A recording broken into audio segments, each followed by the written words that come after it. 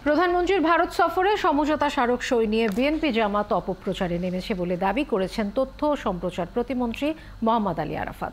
সচিবালয়ে সাংবাদিকদের সঙ্গে আলাপে তিনি সামাজিক মাধ্যম সহ কিছু মূলধারার গণমাধ্যমে ভুল তথ্য প্রচারের অভিযোগ করেন।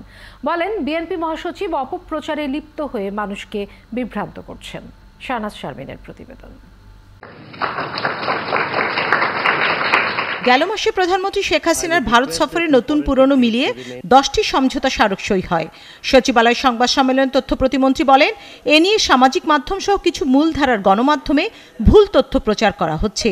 সফরে কোনো চুক্তি হয়নি, সবই সমঝোতা স্মারক, অথচ বিএনপি জামাতের নেতাকর্মীরা মিথ্যাচার করছে। এই সমঝোতা স্মারকের বিষয়গুলোকে নিয়ে আপনারা দেখেছেন বিভিন্ন সামাজিক যোগাযোগ মাধ্যমে এবং ক্ষেত্র বিশেষে কিছু কিছু মূলধারার গণমাধ্যমেও বেশ কিছু ভুল তথ্য চলে এসেছে। বিএনপি মহাসচিব অপপ্রচারে অংশ নিয়ে যা বলছেন তা ডাহা মিথ্যা বলেন তথ্য প্রতিমন্ত্রী। সমঝোতা স্মারকের সব ধারা না পড়ে তারা মানুষকে বিভ্রান্ত করছেন। মির্জা ফখরুল ইসলাম আলমগীরও যুক্ত হয়েছেন সে অপপ্রচারে। গতকাল তিনি একটি প্রেস কনফারেন্সে যে বক্তব্যগুলো দিয়েছেন এগুলো একেবারেই অসত্য এবং ডাহা মিথ্যা কথা, এবং সমঝোতা স্মারকের সকল ধারা উনি হয়তো পড়েননি, বা যারা অপপ্রচার করছেন তারা সকল ধারা পড়েননি। সকল ধারা না পড়ে না বুঝেই খণ্ডিতভাবে তারা এগুলো তুলে ধরে সাধারণ মানুষকে বিভ্রান্ত করছে।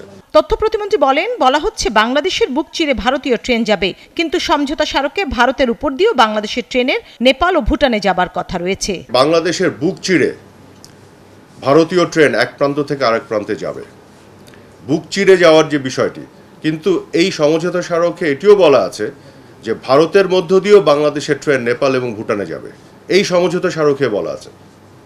এবং নেপাল এবং ভুটান থেকে বাংলাদেশের ট্রেন বা তাদের ট্রেন ভারতের মধ্য দিয়ে বাংলাদেশে এসে মংলা পোর্ট বা চিটাগং পোর্ট ব্যবহার করবে। তারা কিন্তু এখন কলকাতা পোর্ট ব্যবহার করে, অর্থাৎ আমাদের পোর্টগুলোকে আমরা লাভজনক করব।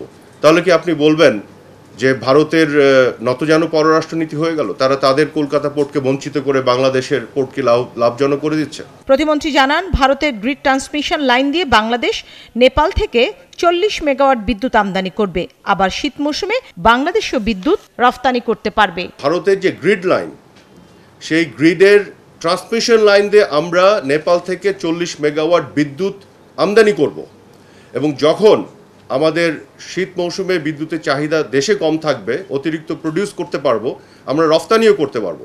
তাহলে কি আপনি বলবেন যে ভারতের বুক চিরে বাংলাদেশ নেপাল থেকে বিদ্যুৎ আনবে এবং বিদ্যুৎ রফতানি করবে? এখানে তো পুরোটাই আমরা লাভবান হব। কাজে এই যে সমঝোতা স্মারকের এই বিষয়গুলো একেবারে উল্লেখ না করে, সমঝোতা স্মারকের পুরো বিষয়টি যে একটা উইন উইন, দুই দেশের জন্য যে লাভজনক, এই বিষয়টি উল্লেখ না করে খণ্ডিতভাবে তারা অপপ্রচারের স্বার্থে এই মিথ্যাচার করছে, গোলামি চুক্তি বলছে, নতজানু পররাষ্ট্রনীতি বলছে। সমঝোতা স্মারকে থাকা দুদেশের লাভজনক বিষয়গুলো উল্লেখ না করে মিথ্যাচারের নিন্দা করেন আরাফাত। বলেন, বাংলাদেশ এককভাবে ভারতকে কোনো সুবিধা দেয়নি, কিন্তু বিএনপি বিকৃতভাবে তা উপস্থাপন করছে, যা দলটি নতজানু চিন্তার বহিঃপ্রকাশ। আঞ্চলিক সহযোগিতার বিষয়। শাহনাজ শারমিন, ৭১, ঢাকা।